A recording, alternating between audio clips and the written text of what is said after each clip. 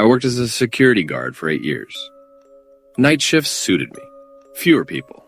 Fewer conversations.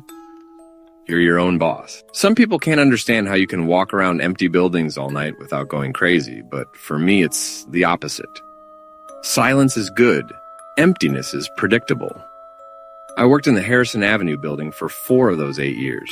10 floors, about 70 tenants, an underground parking garage, and a ground floor cafe that closes at 8 in the evening and leaves the smell of burnt milk lingering in the hallway until morning. I know that building the way you know your own apartment in the dark. Every creak in the floor, every elevator with its own personality.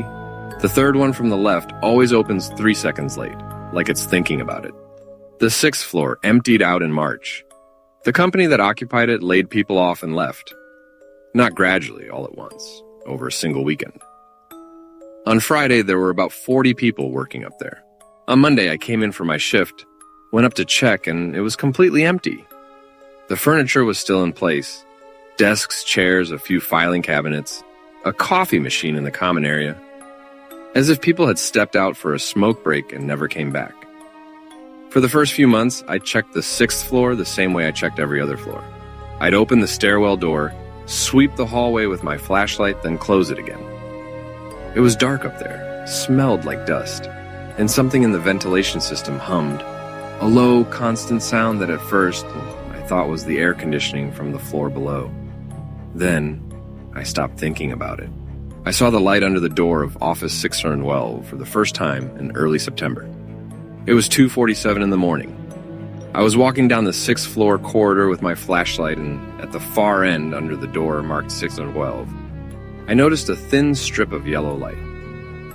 It wasn't an emergency light. The emergency lights here are green and run along the ceiling fixtures. This was normal office lighting, warm and steady, like someone was inside working.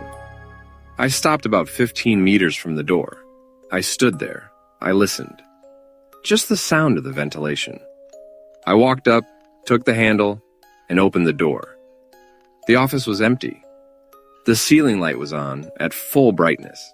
A small office, desk by the window, 2 chairs on either side, a metal filing cabinet against the left wall.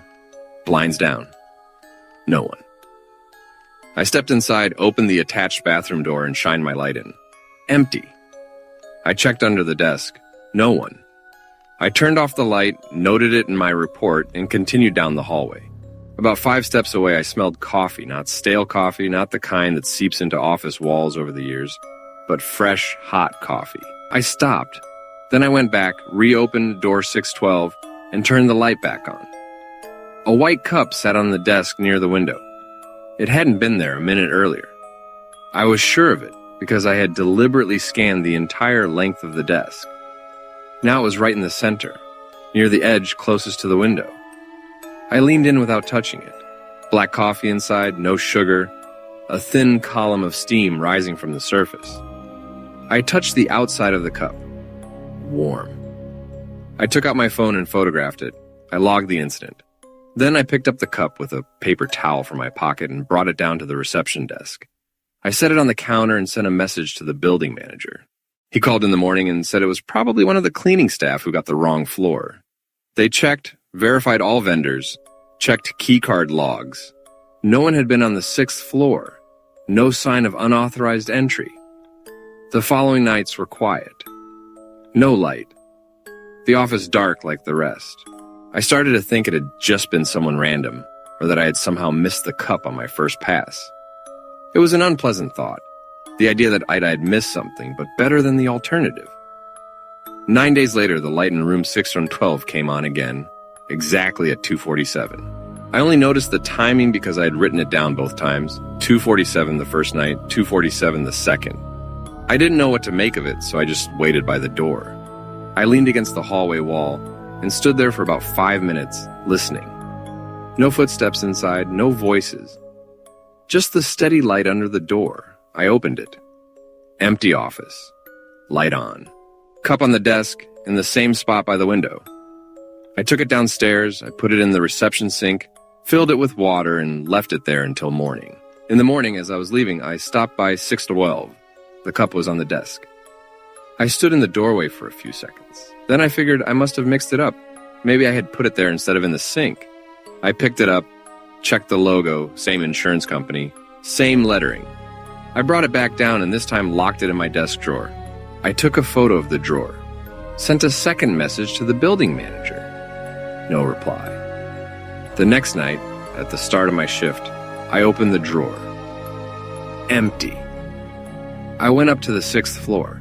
The cup was on the desk in room 612. After that, I stopped touching it.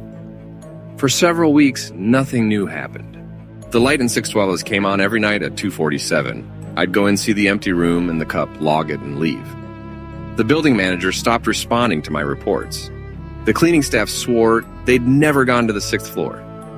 I checked the keycard logs myself every morning. No one came in. I got used to it. That was my mistake, but I got used to it. It was a cup in an empty office. Strange but not frightening. Then, in mid-October, I walked into room 612 and found the computer on. The monitor had been sitting on the desk from the beginning, wide, flat, clearly outdated, the kind of thing people leave behind when they move out. The tower was under the desk. I'd always known they were there, but they weren't plugged in.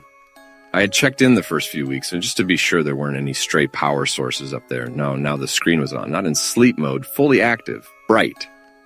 I walked around the desk. A text editor was open on the screen, white background, cursor blinking at the end of the second line. I leaned closer and read it. The title of the document was my full name, first and last name, exactly as it appears on my work documents. The line below said, "Do not come back here." Nothing else. An empty document with a single line. I don't know how long I stood there, staring at that screen long enough to be absolutely certain I wasn't reading someone else's name. Then I walked out, closed the door, went back to the front desk, and sat down. 2 hours left in my shift. I spent them without moving, without doing my rounds. That morning, I filed a request to transfer to day shift. I wrote that it was for personal reasons. It was a lie, but I didn't know how to explain the truth without sounding like I was losing my mind. The transfer was approved a week later. During that week, I never went above the 5th floor. I never called the elevator to the 6th. Once, late at night, I heard a car go up and stop there. The indicator on the panel by my desk showed 6 for several minutes straight. I watched it and didn't press the call button. In November, a new tenant moved into the 6th floor, a consulting firm. They used Office 612 as storage for boxes and old equipment.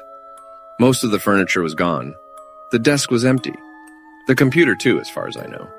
I've been on day shift for 6 months now. Sometimes I stay a bit longer, help with the handover, and leave the building after sunset. I pass by the elevator panel on my way out. I look at the indicator. Sometimes it shows the 6th floor. I don't go check.